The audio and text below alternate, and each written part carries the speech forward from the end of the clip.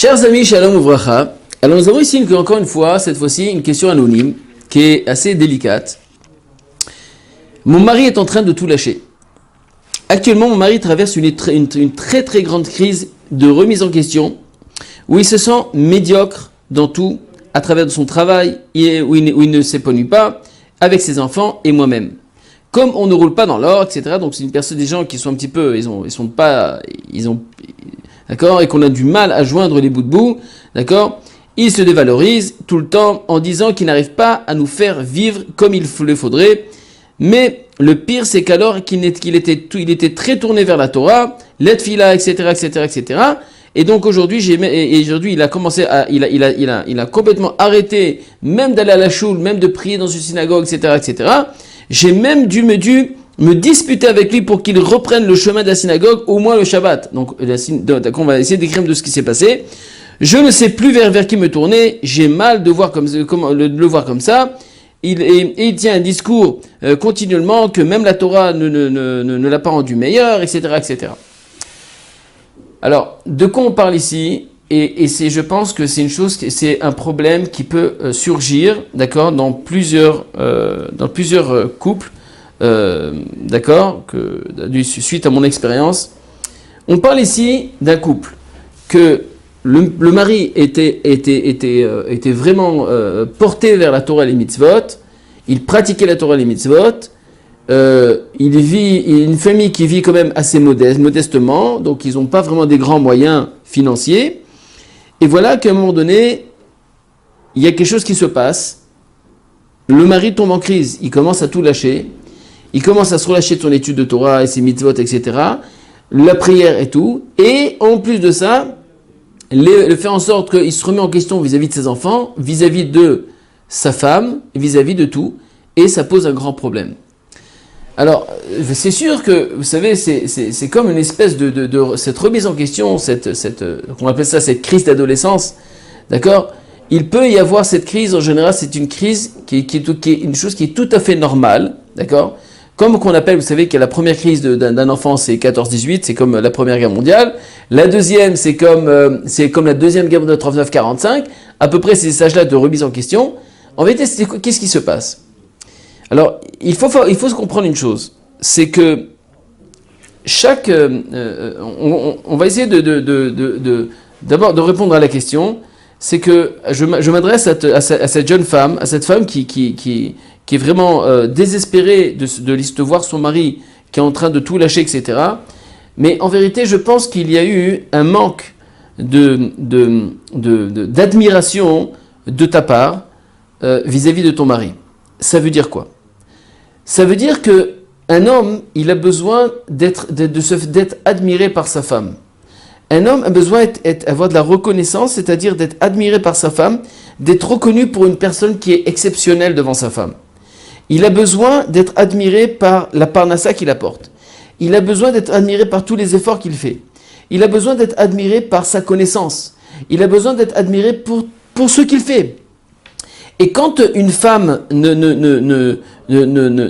n'attend pas, ou alors ne montre pas jusqu'à combien elle admire son mari pour tous les efforts qu'il fait, pour tout ce qu'il fait pour elle, pour la maison, etc., ou même il n'y a pas de reconnaissance, c'est-à-dire d'admiration vis-à-vis des enfants, vis-à-vis du père, etc., donc il y a un moment donné qu'il y a un bout jusqu'à combien on est prêt à subir cette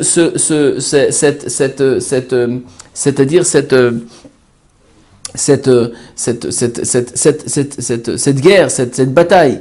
Ça veut dire que c'est sûr qu'on parle ici d'un homme qui est quand même quelqu'un qui pratiquait toutes les mitzvot, qui étudiait la Torah, etc. Mais non, il faut savoir que même dans l'étude de la Torah, on a besoin d'avoir une satisfaction. On a besoin d'avoir d'un retour, de savoir qu'on a de la connaissance, qu'on peut transmettre cette Torah. Une personne qui étudie sans la volonté de transmettre, donc il oublie très vite.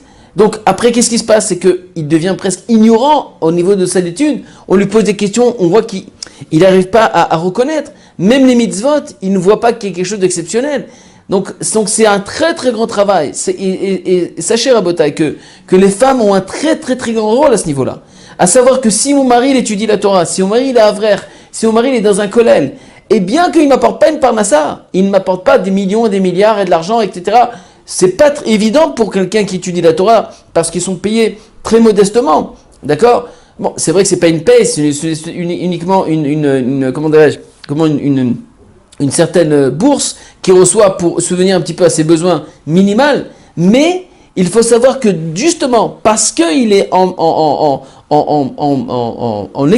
parce qu'il a décidé de faire une vie de Torah et de mitzvot, d'accord? Donc la femme doit donner beaucoup d'admiration vers son mari, à savoir que mon mari, il fait la chose la plus importante au monde. Parce que qu'est-ce qui va se passer? Il voit que sa femme ne l'admire pas. Et donc, parce que quand on regarde un petit peu la lettre qui nous a été envoyée, nous voyons ici de façon claire et nette qu'il est culpabilisé parce regardez la phrase qui est marquée. Il dit comme, on nous passe sur le toit, il se dévalorise tout le temps en disant qu'il n'arrive pas à nous faire vivre comme il le faudrait. Mais le pire, c'est qu'alors qu'il était tourné vers la Torah, etc. Mais c'est-à-dire que lui, il est culpabilisé. Pourquoi? Parce que j'arrive pas à apporter le bonheur à ma famille. Mais c'est quoi le bonheur? Le bonheur, c'est Torah mitzvot.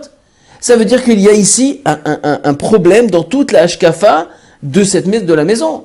Si maintenant j'ai consacré ma vie dans Torah et mitzvot, ça veut dire que c'est ça l'essentiel.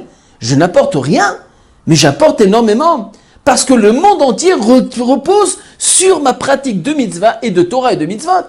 C'est énorme. Mais ça, il ne faut pas seulement que je le ressente, il faut aussi que ma femme me donne cette sensation, cette admiration vers ce que je suis en train de faire.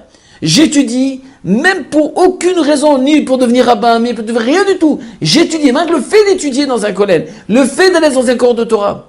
Une femme doit comprendre que quand elle envoie son mari dans un cours de Torah, elle envoie, c'est grâce à ça qu'elle pourra mériter à la fin de ressusciter quand le Mashiach viendra.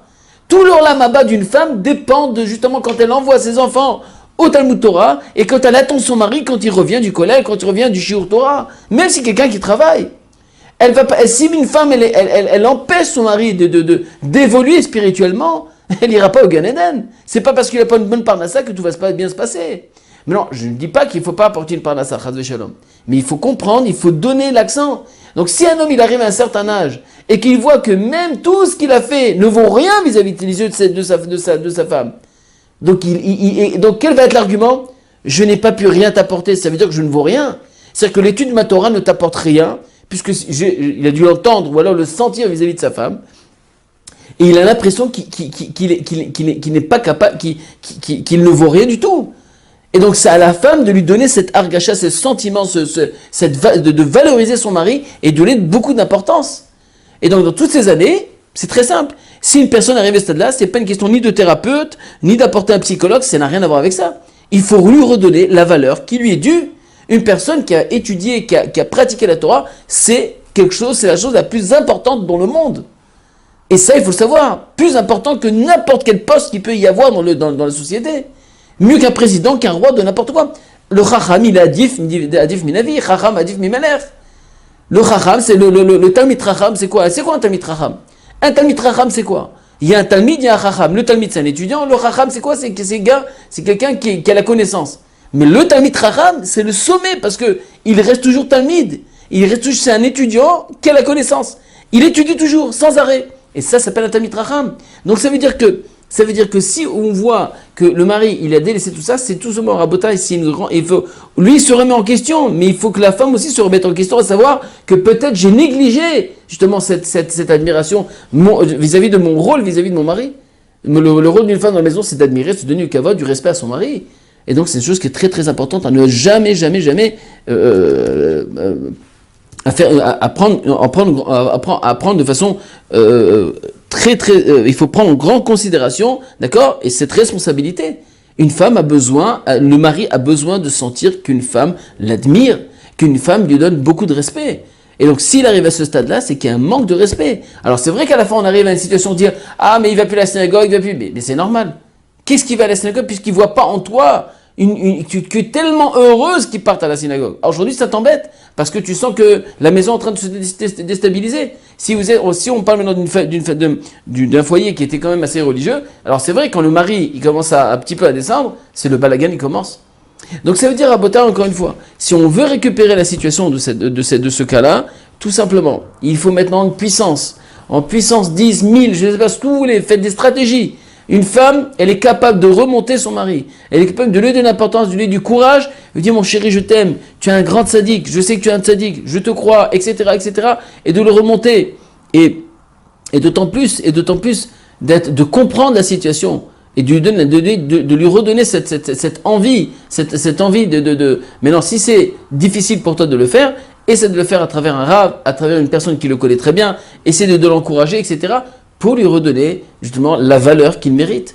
Et à ce moment-là, de le remettre sur pied et continuer avec la maison. Et c'est valable pour les enfants. Les enfants ont un rôle aussi dans l'histoire. De respecter le père pour tout ce qui se passe dans la maison.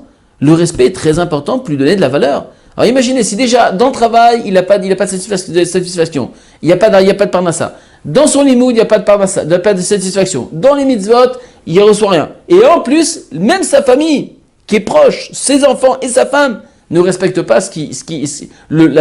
l'effort qu'il met à tout ça. Ça ne peut pas marcher. Azir Hassan Bezrat Hashem, et je m'adresse à toutes les femmes, Marbotaï, n'attendez pas que le problème arrive.